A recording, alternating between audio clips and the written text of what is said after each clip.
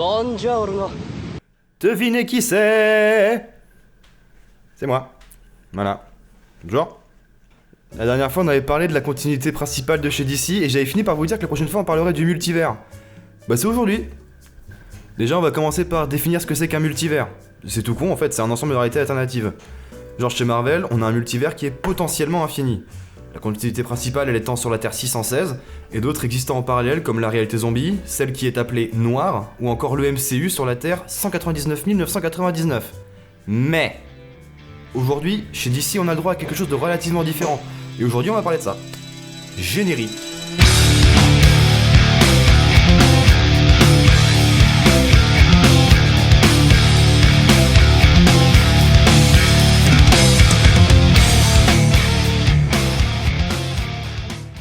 Alors au début, le multivers d'ici était, comme Marvel, potentiellement infini.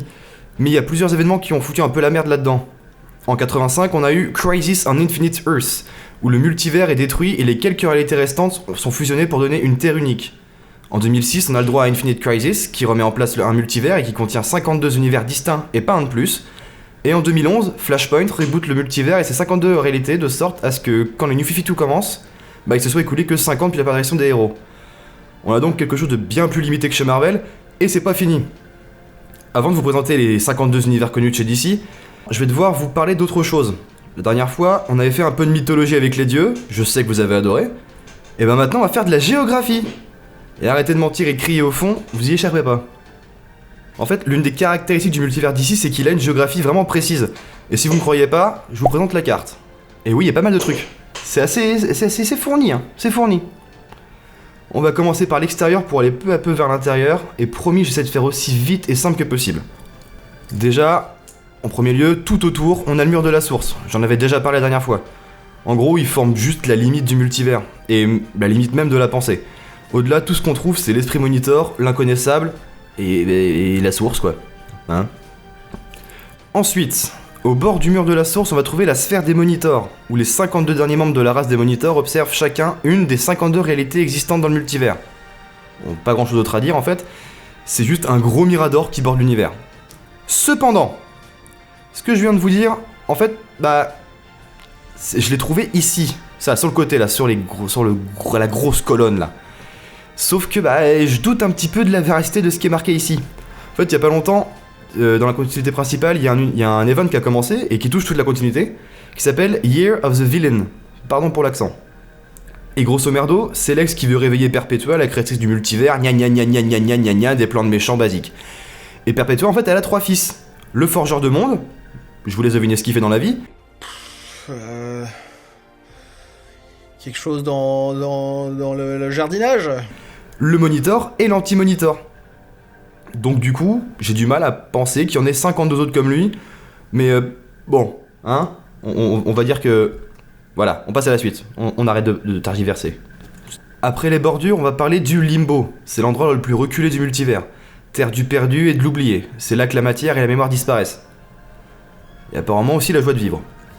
Et là, on attaque un gros morceau, enfin des gros morceaux, les sphères des dieux. Grosso merdo, il y en a 8, et du coup c'est les domaines des dieux. D'ailleurs, 2 d'entre elles sont New Genesis et Apocalypse. Je vais donc pas revenir dessus puisque j'en ai déjà parlé dans la partie 1. Et elles se situent à l'est et à l'ouest du multivers. En tout cas sur la carte. On va donc parler des 6 autres qui restent, en commençant par le nord avec la sphère du rêve. C'est le royaume magique de Morpheus, le roi des rêves. On y trouve aussi le hall de l'infini, la cour des fées et les 12 maisons de Gemworld. Terre de Oberon, Titania, Améthyste, le lapin de Pâques et le Père Noël. Ensuite, au nord-est, vient la sphère du paradis. La cité d'argent, contrée de la voix et terre natale du spectre et des 4 autres du paradis. Zoriel, Human, Bull et Lion.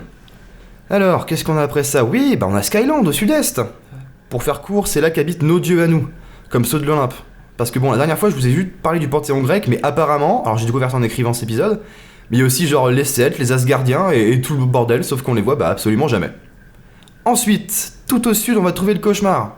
Basiquement, imaginez-vous les contreparties mauvaises du rêve, genre avec le croque-mitaine, Éric Zemmour peut-être, je sais pas.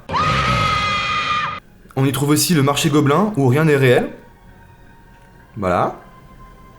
Pourquoi pas, après tout. Et après le cauchemar, on part en... Enfer. au sud-ouest, Et est-ce que j'ai vraiment besoin de vous l'expliquer? Connu aussi sous le nom de Sheol ou Jigoku, Jigoku, dites comme vous le voulez.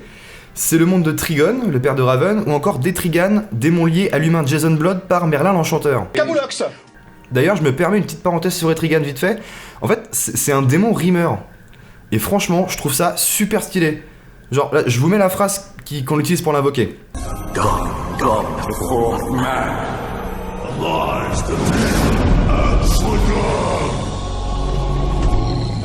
Franchement, est-ce qu'elle botte pas des culs? En vrai, c'est la grosse classe, moi je trouve.